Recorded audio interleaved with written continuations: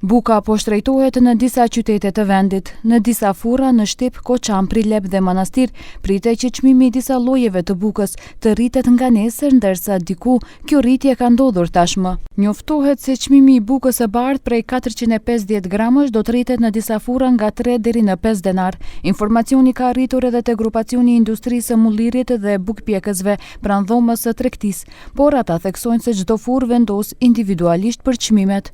Imamo informacije da ka nekoj pojedinačni pekari koji se členki ima zgolemeno ceni, znači naše informacije se takvi da ka, na primjer, Ubitova neka pekara ima zgolemeno cena i da ka štipski mali pekari nešto sakale da zgolemува ceni, pa ne znam kako bilo, što bilo, no ta informacija kruži i nije dobivаме.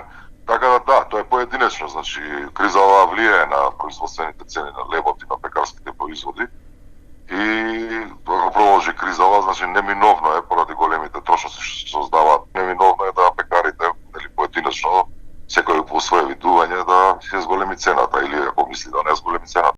Me konfliktin në lindjen e mesme, sipas Malishiqit, janë rritur kostot për furnizimin me lënë të parë, prodhimin dhe shpërndarjen. Sve zavisi од залихите што ги имаат на лице место и тоа колку им влијае, нели, со новите набавки во цените.